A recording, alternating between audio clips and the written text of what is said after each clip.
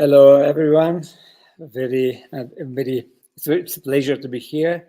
We are in this moment in Sofia, in the National History Museum, talking about airships, and it's a great opportunity to be here. 99 years after the achievement, one of the greatest achievements, the flight, the polar flight of the Norge with Roald Amundsen, Lincoln Ellsworth, and with Umberto Nobile. We are here to celebrate this great and fantastic adventure, and we have people that are listening online, and we have guests here that I'm very happy and very proud to have between us.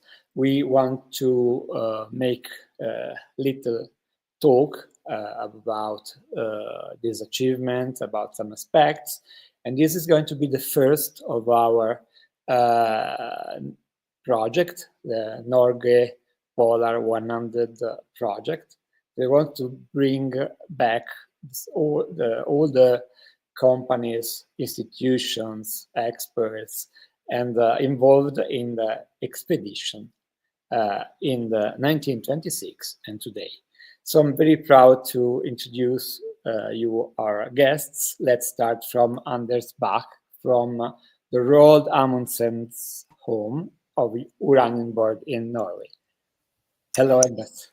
Hello, and thank you. I'm just sitting here just outside of Amundsen's house, and I think I'll share my screen now. Let's first introduce the panel, and then we leave the stage to you, because I'm also very proud to have Nick Rogers from London. Nick, are you there? Or Nick Rogers? Hi, Max. Hi, everyone. Good to be here. Nick is a friend from England, from UK, and he also runs. He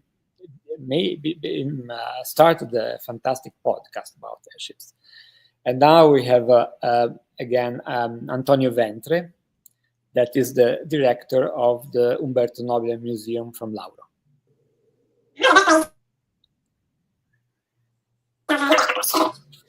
Okay, now we don't try to talk, Antonio, because we don't hear you very well.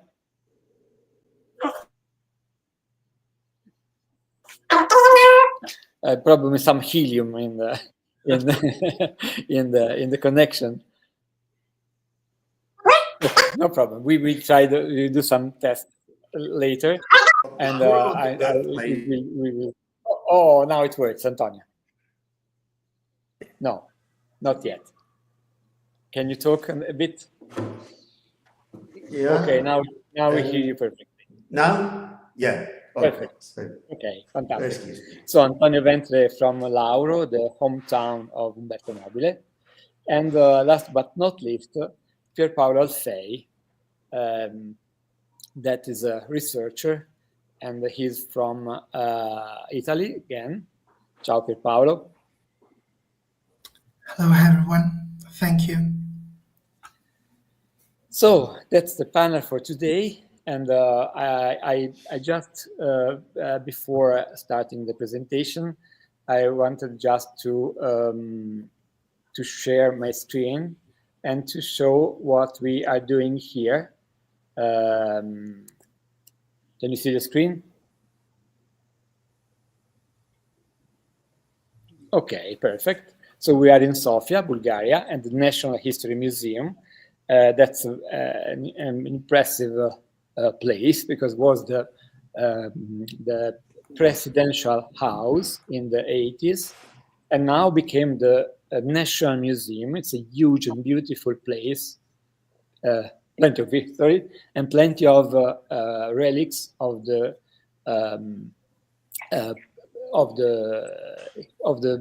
country in time. In these days, we started setting up our exhibition, The World of Airship, and we are very proud of what we are achieving in the museum.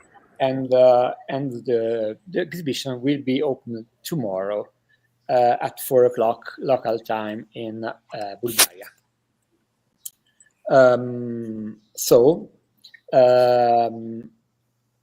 I would love to leave I don't want to talk, of course, anymore, but I would love to give to Anders the stage and to talk about aspects of this fantastic achievement of 99 years ago. Thank you, Anders. Thank you. I'll share my screen now. Let's see.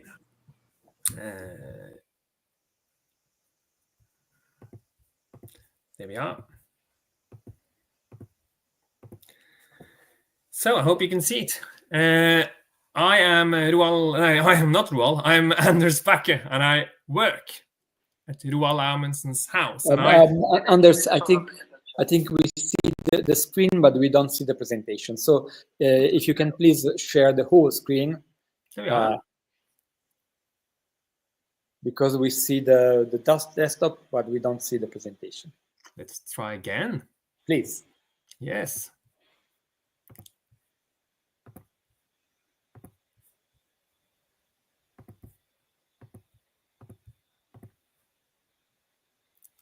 Does it work better now? That's perfect. Thank you. That's perfect. Good.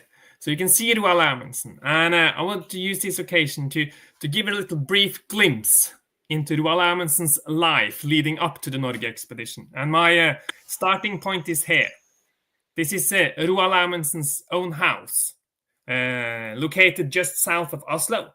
And for nearly a decade, it's also been my workplace. And this is where Amundsen lived for 20 years. This is the house he bought in 1908, and he lived here until he disappeared in 1928. And what makes this house unique is that it still stands as he left it that day for nearly 100 years ago, which gives us quite a unique opportunity to study his life through a quite wide biographical lens. And the room you can see here is Amundsen's study, with his desk nearly untouched, with his drawers still full, portraits of his parents on the wall, and relevant for this story, a map on the right corner, a map of the Arctic with a pencil line drawn across it. And this line works as a great starting point for the story of Amundsen's way to the Norge expedition. Because already in November 1908, Amundsen presented his very first plan to drift across the Arctic Ocean. Quite similar to what Fridtjof Nansen did in the 1890s, but with a quite different route. Amundsen would use the polar ship Fram and freeze into the ice outside of the Bering Strait and drift across.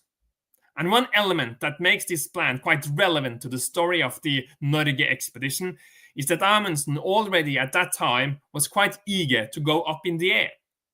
In the summer of 1909, Amundsen experimented with quite special built flying kites that were meant to give quite a big view over the ice, but unfortunately the experiment ended quite in a tragedy, because during the testing a thunderstorm came in and the second of command of the expedition was killed by lightning.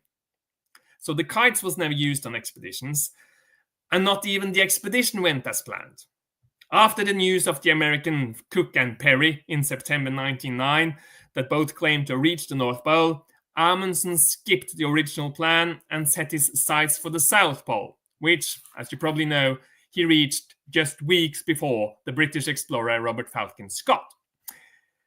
But after the return from the Antarctic, Amundsen was still quite keen to carry out the plan to cross the Arctic Ocean, and he was still fascinated with the possibilities of flying.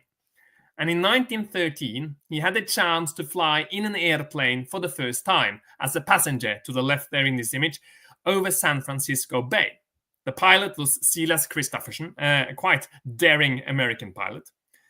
And soon after this, Amundsen began his training for his own pilot license.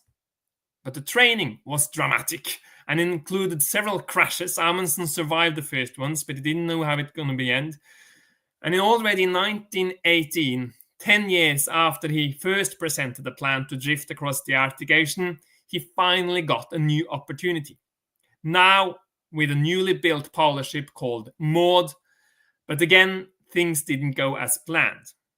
in 1922, he loaded 2 aircrafts onto the mud, aiming to carry out both short and long flights over the Arctic ice. But that too ended in failure before it really began. The aircraft was not very suited for the Arctic elements, and the dream of crossing the Arctic Ocean became kind of an unsolved mission for Amundsen up until the 1920s.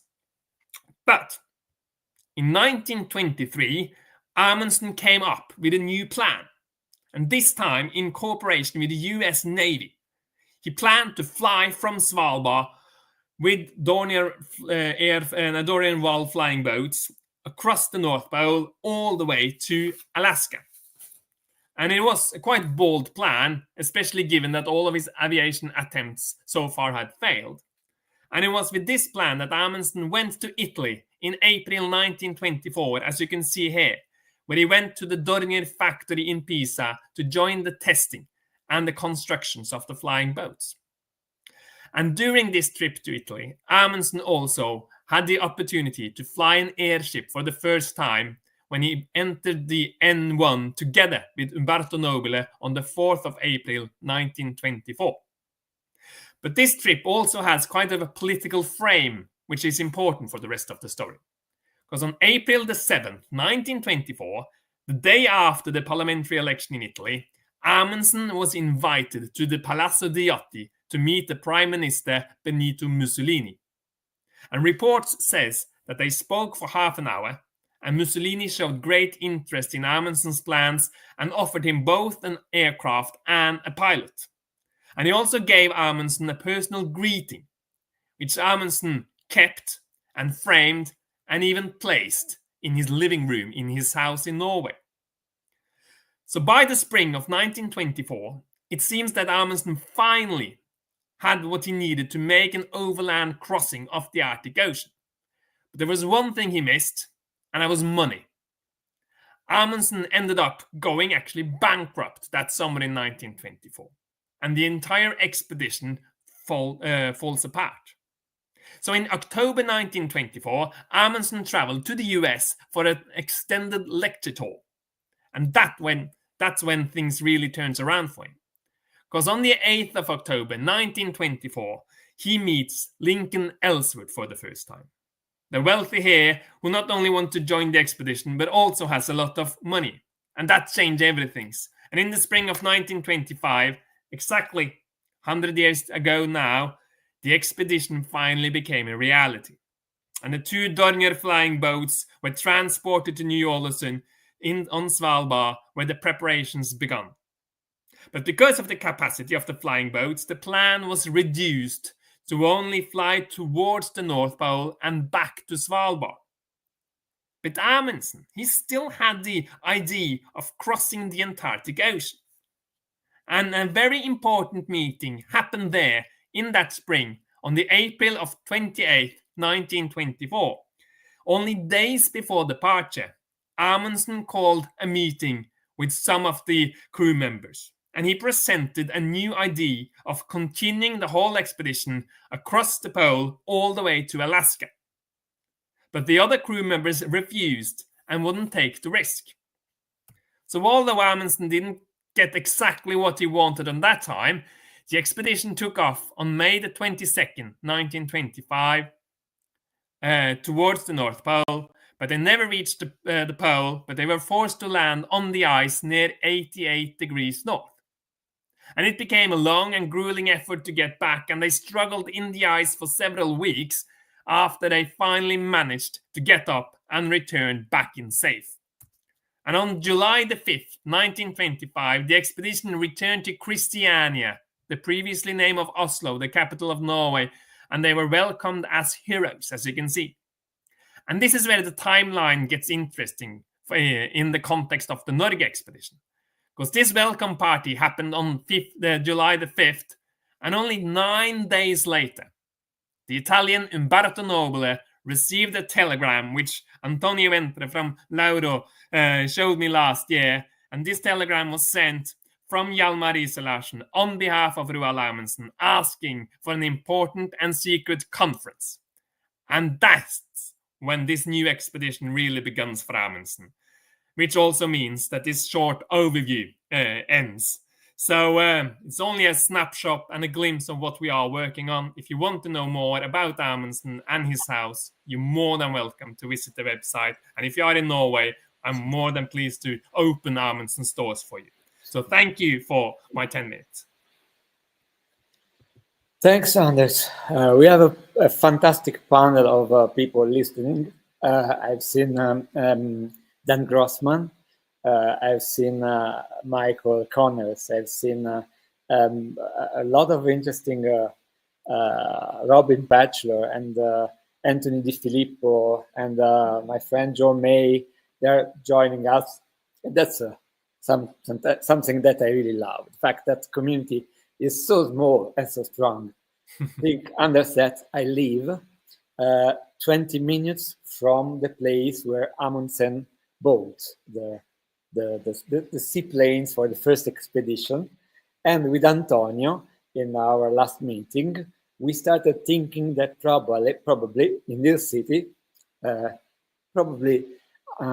Amundsen saw for the first time the Norge, because there was a base near Pisa, and this base was hosting the India Sierra Alpha November. It was later became the Norge.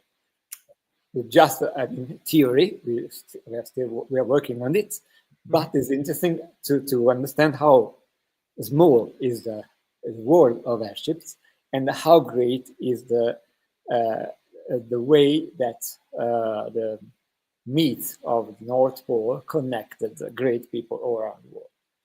So thanks, Anders. Stay with us, and I want now to ask Nick Rogers to talk a bit about the popular aspects of these things. Nick is great passionate of airships, and he runs his podcast. And I like the fact that we are all in different position, and the position of Nick is more to popularize the history of airships. So, Nick, the stage is yours. Well, thank you very much, Max. Thank you for the opportunity to speak this evening. And thanks to Anders for that really interesting presentation. It's funny, being British, I grew up and went to quite a traditional grammar school. And of course, we learned about Scott at the Antarctic. But I was quite old until I realized that he wasn't actually the first to make it to the South Pole. The way it's taught to us, he's the big hero. And then sort of there was this Norwegian guy called Roald Amundsen as well, who did something to do with the South Pole. But yes, as Max says, I run a podcast called Upship, the Airship History Podcast. I became interested in airships when I was a kid, when one flew over my school, and I have been obsessed ever since with the history and the current state of the industry as well. And I find that the study of airships often gives you a surprising window into the human condition. And I don't think that this is true any more else than of the quest to reach the North Pole by lighter than air aircraft. And in these expeditions, we see pretty much everything about what it means to be a human. We see heroism, obsession, ingenuity, nationalism, technical skill, and of course, hubris, which plays a large part in the story of all polar exploration. So Amundsen and Nobile were by no means the first to attempt to reach the pole. They weren't even the first to try and reach it by air. The lure of the Arctic has captured explorers and adventurers for centuries. And in this short talk, I'll explore how the quest to conquer the North Pole by air has inspired adventurers from around the world, and how it's fired up the public imagination, including, of course, Amundsen and Nobile 99 years ago. So early Arctic expeditions were by ship or on foot. And in the 1800s, explorers attempted to navigate the Northwest Passage. One of them was Sir John Franklin, a British Royal Naval officer, in fact, a veteran of the Battle of Trafalgar. And he made several overland expeditions in the Arctic. And his written accounts were, in fact, an inspiration for the young Roald Amundsen. And Franklin's last expedition in 1845 was an attempt to map out the Northwest Passage. Now, that ended in disaster with the deaths of all hands and grim rumors of cannibalism. And that's not the first time that particular taboo would raise its head in the history of polar exploration. And a number of attempts were made to reach the North Pole itself. Teams from Great Britain, the United States, Sweden, Norway, Russia, they all mounted, ultimately failed expeditions to reach the pole. Most of these trips suffered terrible conditions and many lost all hands. But in the late 1800s, an American journalist named Walter Wellman became fixated on the idea of reaching the North Pole. And in his book, The Aerial Age, he says, the North Pole stood as the center of a vast unknown region. To make this unknown known was one of the greatest ambitions of man. Wellman, who is actually one of my favorite characters in the Airship story, and I see he's featuring in Max's exhibition, made 3 attempts to make the pole over land. The first one in 1894 came to a rather abrupt end when his ship was crushed by ice, and lugging supplies on foot across the unforgiving Arctic terrain, Wellman played with the idea in his head of reaching the pole by air. And on his return, he actually met with a balloon manufacturer to try and explore the concept. But ultimately, he rejected the idea, saying that a balloon would be a mere toy of the wind. He mounted 2 more expeditions by land and sea, and both ended in failure. During these expeditions, he was attacked by angry walruses, and on his 1899 attempt, he fell down and broke his leg and had to be dragged back to base, weeping tears of bitter disappointment. But although it took him a few years to recover his health, he had by no means given up. He was determined to reach the pole, and if he wasn't going to do it on foot or by balloon, then he would do it in an airship. But reaching the pole by air was not an idea unique to Walter Wellman. In fact, it had been attempted before. In 1897, the Swedish engineer Solomon André tapped into a wellspring of Swedish patriotism and also disappointment that Sweden had fallen behind in the polar race. He raised money and constructed a large hydrogen balloon called the Eagle, and he set out from Svalbard on the 11th of July, 1897, and immediately ran into problems. Effectively, the balloon soared too high. It lost hydrogen and it never really recovered. And after just over 2 days of unpleasant, very bumpy, low-level flight, the balloon became grounded. Andre and his 2 companions faced a long march across the ice to safety, but eventually they became stranded on an ice floe, which began to break up around them, and they died sometime in October, passing into Swedish patriotic legend, partly because of the fantastic record they left of the expedition in photographs and their diaries. But Walter Wellman then realized that to have any chance of success at reaching the pole by air, you needed to be able to steer your aircraft, and that ruled out balloons. And since aeroplanes were still in their infancy, it left airships as the only choice. So he consulted, amongst others, Alberto Santos Dumont, and he commissioned a large airship that he christened the America. And while the airship was being built, Wellman arranged for the construction of a hangar and a hydrogen plant at Spitsbergen. They were trying to do everything very quickly, and Wellman himself admits that perhaps it would have been better not to try to go with the expedition that summer, but we Americans like to do things rapidly, and the rapidity of our operations astonished the slow-going people of Europe. Well, maybe he should have listened to the slow-going people of Europe, because his first attempt in 1906 failed when the airship's motors broke apart during testing. Trying again the following year, they flew straight into a violent snowstorm and had to turn back after only a few hours in the air. And his final attempt came in 1909.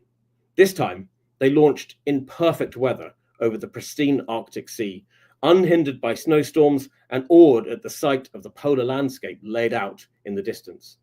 And Wellman was elated, but unfortunately it was not to be. The America suffered a devastating technical failure and they had to turn back to base. And that was Wellman's last polar expedition, although he would attempt to cross the Atlantic by air in the America in 1910, accompanied by a stowaway cat. The aeronaut set out across the sea, only to run into severe engine trouble. And after several days of struggle, they had to give up and they abandoned the America and took refuge on a passing steamship. And standing on the deck, Paul Walter Wellman watched as the empty America, his airship, the vessel of all his dreams and ambitions, drifted off toward the grey horizon, never to be seen again. So by the time of the 1926 polar flight of the Norge, Amundsen, Nobile, and Ellsworth not only had their own vision and talents to draw on, they had the examples, the hard-won experience, and the quiet heroism of those who had gone before them. And in 1926, the dream of conquering the pole by air was no longer just a wild ambition, it was for the first time technically possible. And what had once been the realm of daring balloonists and sled haulers was now the domain of engineers and aviators. So the Norge exhibition had all the makings of a global drama. A Norwegian hero in Roald Amundsen, already world famous for his South Pole expedition and traversing the Northwest Passage, an ambitious and talented Italian airship designer in Nobile, determined to prove Italian engineering genius, and a brave and wealthy American, Lincoln Ellsworth, whose financial backing helped make it all possible. Norwegians, Italians, Americans, if it had been written today, we'd say it was a co-production between Netflix and NATO. And it even featured, of course, a cute dog, Titina, Nobile's loyal fox terrier, who got nearly as much press attention as the airship itself. And from the moment that the Norge set off from Rome on the 10th of April, the public was enthralled.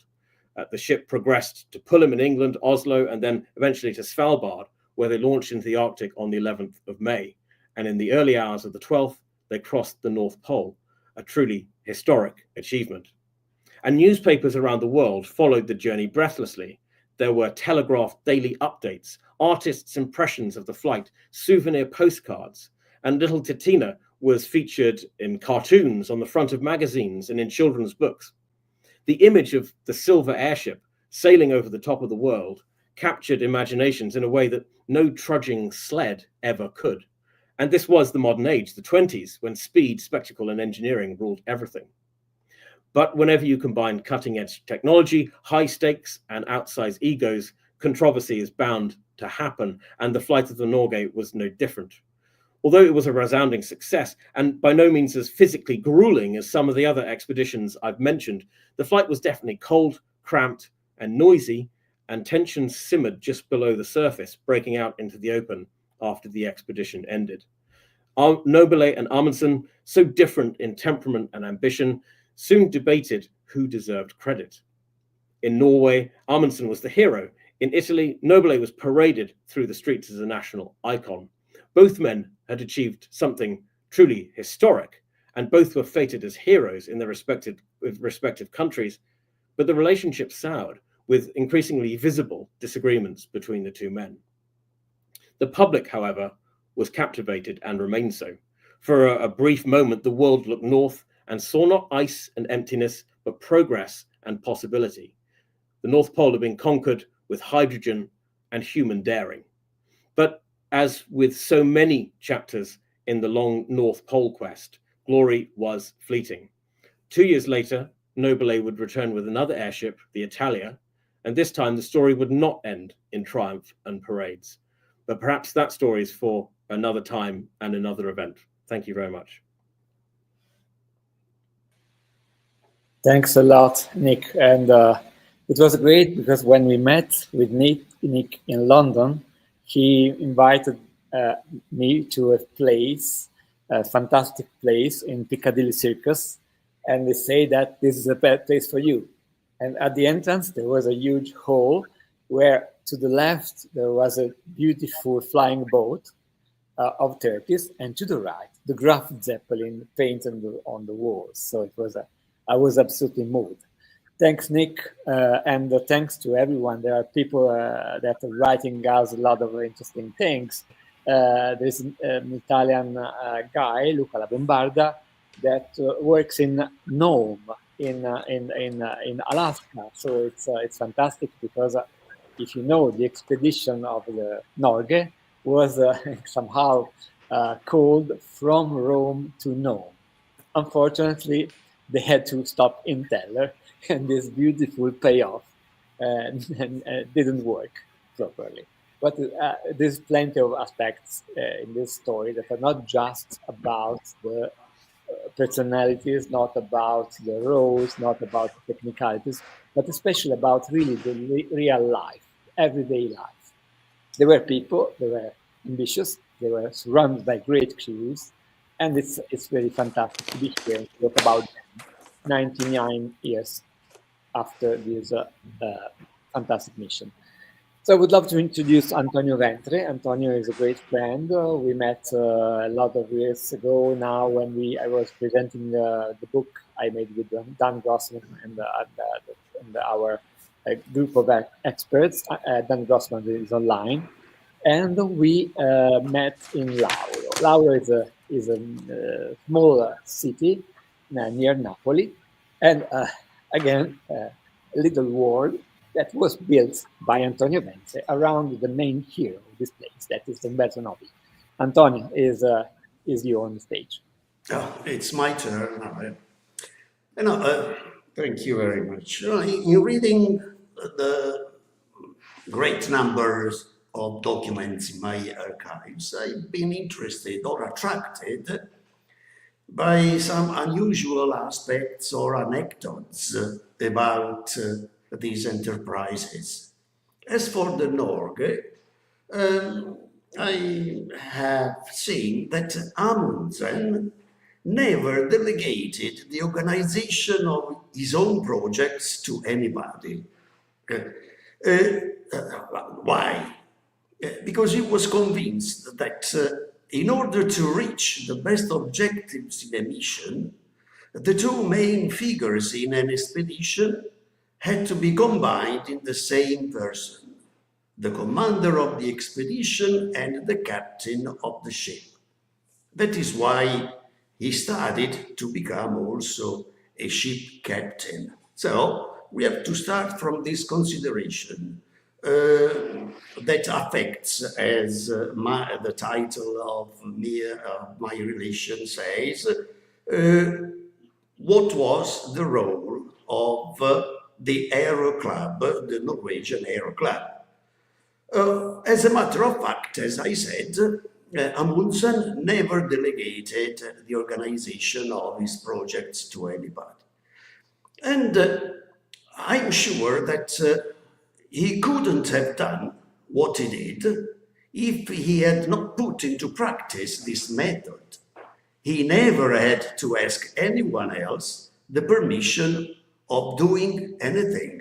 He was the only person who had to decide what he had to do. And in fact, during his missions, his expeditions with ships and also airplanes, for example, this is because it was only him who had to decide. He could order to leave at once with the Joa, for example, because he was pursued by creditors. Oh, in the expedition with the ship Joa, he had to leave at once because there was some economic problems.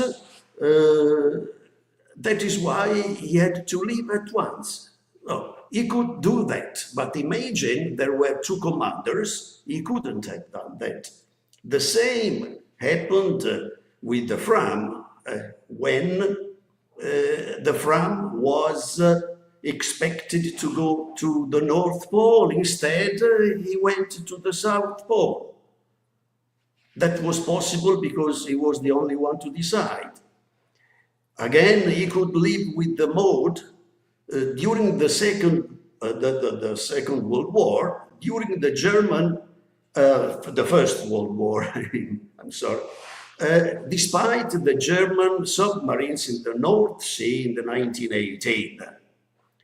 And again, he could try to fly to reach the pole in his own way. So in all these expeditions, Amundsen was the only one who decided what he had to do.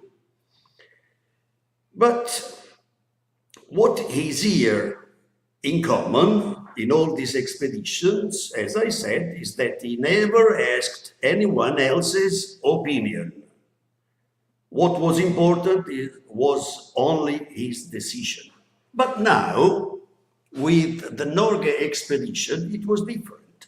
There was not a ship, there was not an airplane, but he was a pilot as well. He got the pilot license in Norway, the license #1. He was a pilot. Now, so there was an airship, differently from the other means of transportation in the other expeditions. There was the airship with which he was not accustomed, as we know. So, for the first time, he delegated the organization of his expedition to someone else. That was the very first time. That is to say, to the Norwegian Aero Club on one side, having Umberto Nobile on the other side, while he, Amundsen, was engaged in seeking funds in the United States. So what was new, really new with the Norge expedition in the organization is that it was not Amundsen who organized, programmed what they had to do, but he delegated to someone else. To the Norwegian, he delegated to the Norwegian Sea, I said, and Umberto Nobile, they worked together.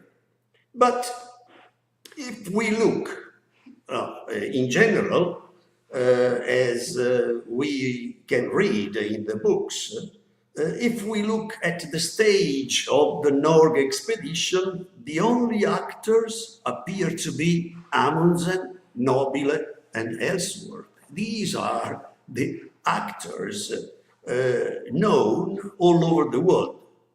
No Aero Club at all. Aero Club does not appear. No one knows of the great effort made by the Aero Club, the Norwegian Aero Club. And you see, I went through quite a few books about the Norge expedition, but almost no reference is made to the Aero Club.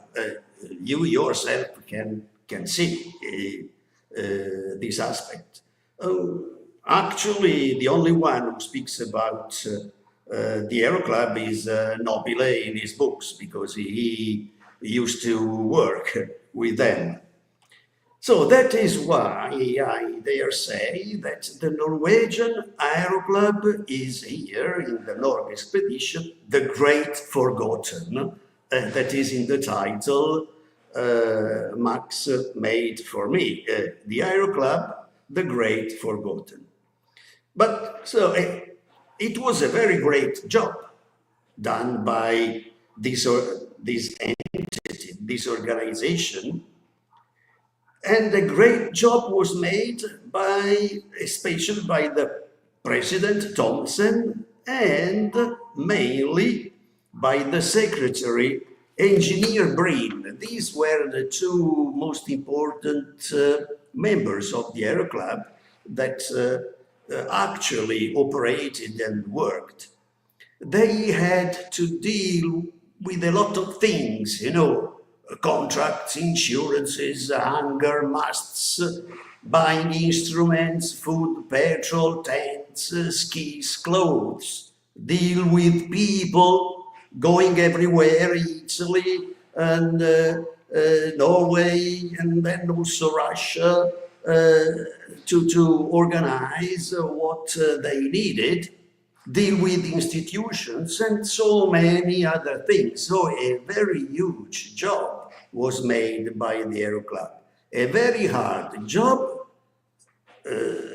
Think of that in a period when correspondence used to take very long times with letters, because they communicated 90% with letters, and in that period, you see, letters used to take very, very long times. Or when in a period when to go from Oslo to Rome, it took about 2 days. So imagine organizing that huge work in a few months, from October mainly to March, 5 or 6 months. That is why I want you to think of the great job made by the Aero Club, the unforgotten actor, a very important actor in the organization of this expedition. And I've read actually hundreds of letters and telegrams exchanged between Nobile and the Aero Club, and especially, as I said, with the Secretary Engineer Brin. And, you know, sometimes I imagine poor Engineer Brin, the Secretary to whom most of the letters were addressed from Italy, continuous, let's say, oppressed by Nobile's requests of doing this, of buying that, of going there, and so on. And Nobile, you know, was not an easy person. So imagine the situation, the condition of this Engineer Brin, oppressed by so many requests because time was too short.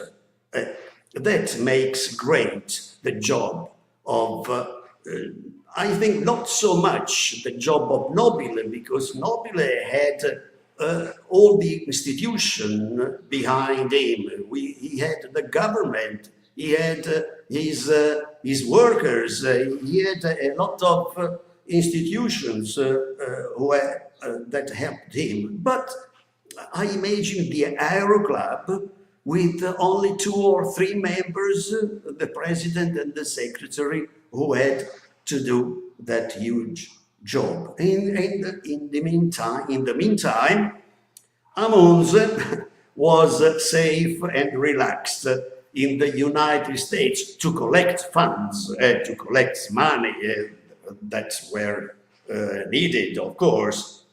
But no, we have to underline that the job that he used to do by himself in his previous enterprises was now completely made by the Aero Club, and this makes the Aero Club a very great actors in this on this stage. You know, finally, I say that we know history sometimes is made by people who do not appear on the scene.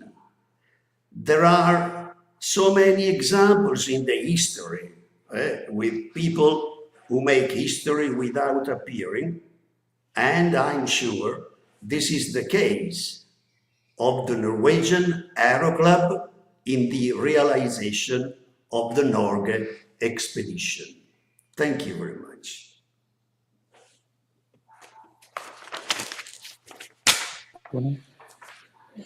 So, Antonio, I enjoyed a lot, especially the end of your presentation, because we always we have in mind the names that are so famous, but we ignore or we forgot what is behind the organization, and that's why it's fantastic in your intervention, because you pointed out that we need a huge support by a lot of institutions, persons, and energies. So thanks, Antonio, once again. We will see soon in the next events of the Norge Polar project. And now I want to introduce the last of our guests. That's Per Paolo Alfei. Per Paolo, okay. Per Paolo, I met Per Paolo in Lauro during one of the events that our friend Antonio organized there, and I'm very happy to have Per Paolo with us, because Per Paolo we already exchanged some experiences together. Is a very serious, prepared, and researcher in the field. And they're going to talk about another person that is quite famous, but not that known in this expedition. That is Lincoln Ellsworth. So Pierpaolo, if you want to share the screen and do whatever you want, let's try if your connection works. Thank you so much. Could you see the screen? Yes, we see the screen perfectly. Okay, thank you. Thank you, Max, and thank you all your colleagues, Elena De Innocenti, Marco Ferracci, and all your staff. As Max mentioned before in private correspondence, Ellsworth is perhaps the least known of the three protagonists of the Norge expedition. And but in the presentation that were before, like that one of Anders, provided an historical background of the expeditions, both of the Dornier Vals and the Norge. Also, Nick talked about some topics I will not cover, like also, for example, the aspect of controversial aspects that were touched also by Professor Ventre. But I will just share some consideration concerning the representation of Lincoln Ellsworth as a polar explorer and the impact of his cooperation with Amundsen on the diplomatic relation between Norway and the United States. In brief, who was Ellsworth was already said also by the other scholars, but I would like to recall that not only his Arctic expedition, but also his Antarctic flights, also his geological expedition in South America, his experiences as mining engineer in Canada. So the history of Lincoln Ellsworth may be very longer than the presentation I will share, but in the Norge flight, using an informal tripartition adopted in a letter sent by Nobile to Undersecretary Alberto Bonzani, one could say that Amundsen was leader as an explorer, Nobile had as the aeronautical leader, and Ellsworth as a leader, as founder, as sponsor. Also, this tripartition is not, there are some controversial also on this, but I like it, this tripartition. Ellsworth rose to international prominence in the summer of 1925. Even before the Norge expedition, Ellsworth was already being celebrated in the United States as a polar hero. So, for example, on the left, you see a newspaper clipping from February 1926. So in the United States press, he was already celebrated as a polar hero. So also if we know him as a sponsor, as founder in the Norge expedition, his fame was already linked to the polar exploration, as the other scholars already stressed. Already in 1925, for example, the Norwegian Parliament awarded the gold medal for his rescue from drowning of the participants of the Dornier Valley expedition, Dietrichson and Holmdahl. Another gold medal was awarded by the Italian Geographical Society in 1926. In the motivation, Lanza di Scalea used the expression, the gallant Amundsen companion. Ellsworth was later appointed honorary member of the Explorer Club, a trustee of the American Museum of Natural History, or again, as you can see in this slide, he was created with the prestigious title of First Commander of the Order of St. Olaf. Ellsworth became a worldwide celebrity between 1925 and 1926. So much so, there are cases of children being called Lincoln Ellsworth. There were ships that were christened Lincoln Ellsworth. So it became really famous, not only in the United States, but as we will see worldwide. Ellsworth was then portrayed as a real polar hero, not so much as a founder, as a sponsor. So if we look to the correspondence, to the press, we often see him represented as a polar hero like Nansen, like Amundsen, and this is interesting from a historical perspective because there is this topic of the representation of the explorer, the public perception of the polar explorer. Ellsworth was celebrated both in the press and in private correspondence, at first for several moral qualities, for example, for his sportsmanship and gallantry. And it's precisely the adjective gallant that recurs frequently in the motivations for the honors he received from the National Geographic Society to Italian Geographical Society. At the center, there is this exaltation of the moral virtues of the explorer and not the material aspect of the funding of the sponsor. And for example, I put this letter from a Japanese Ryozo Azuma, where he celebrates his noble character.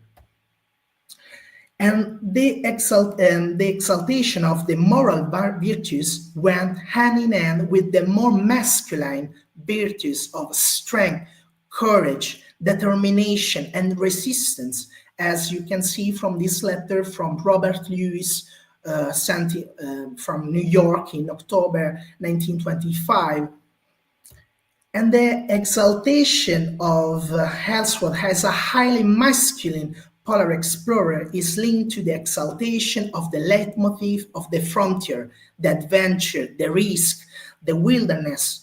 Ellsworth, for example, stated, "I have hunted buffaloes, lived among the Indians, searched for gold, and dragged for surveyors' chain across the unmarked western prairies." So also in the declaration of Amundsen, there is not so much the stress of the funding, of the sponsorship, but on his experience in the wild, on the frontier.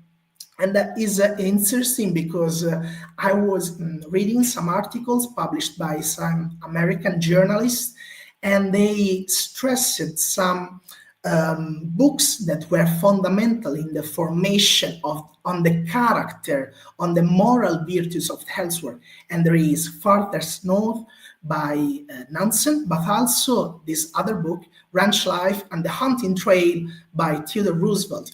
And in this book, it's interesting because Theodore Roosevelt talks about his experience in a ranch in North Dakota among cowboys and hunting bears. And so it's interesting that Lincoln Ellsworth assimilate his experience to that one of Roosevelt and his ranch in North Dakota. And there are many things we could say, but maybe another time. And Ellsworth emphasized on several occasions the purely physical, sporting, and burial dimension of his participation in the flight.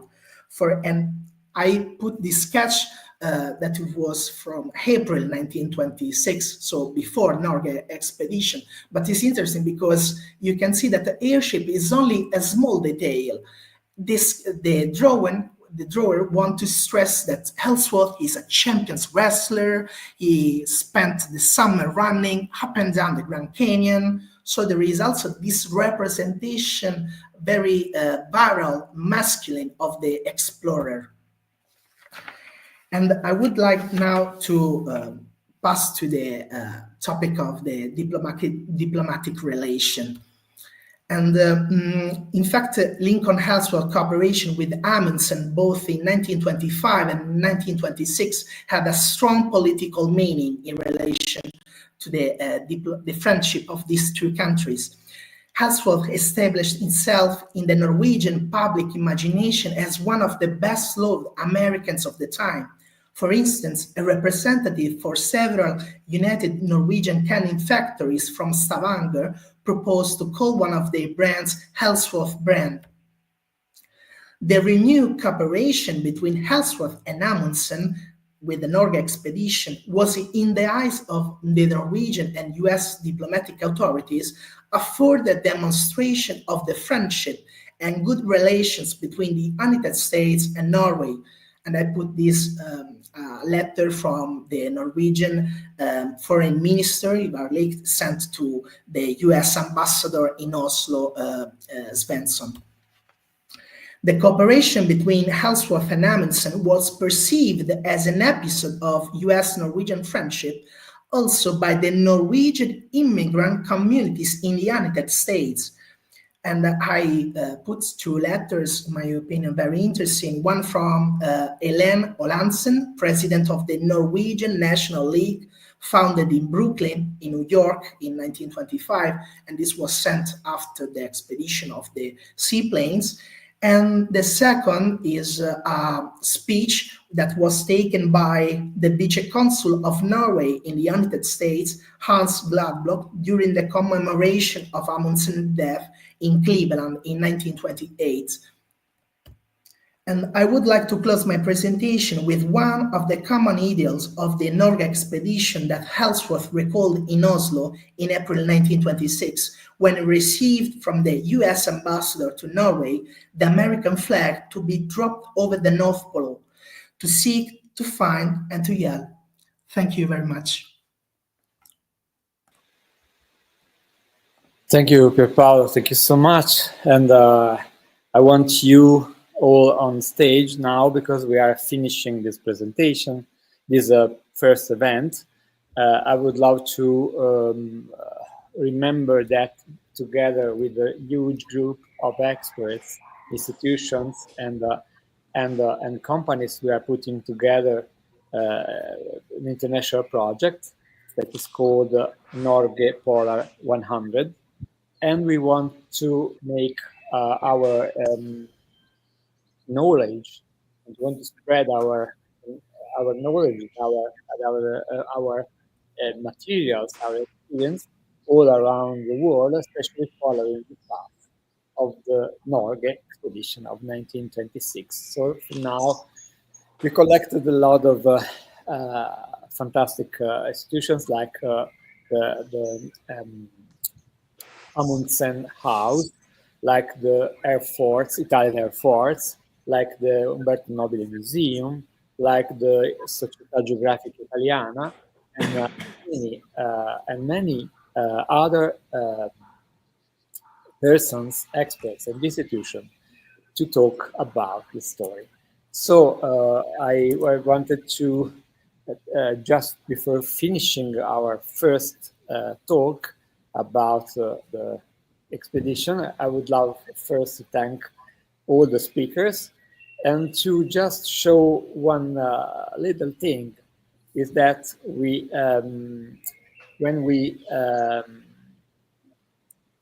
when we talk about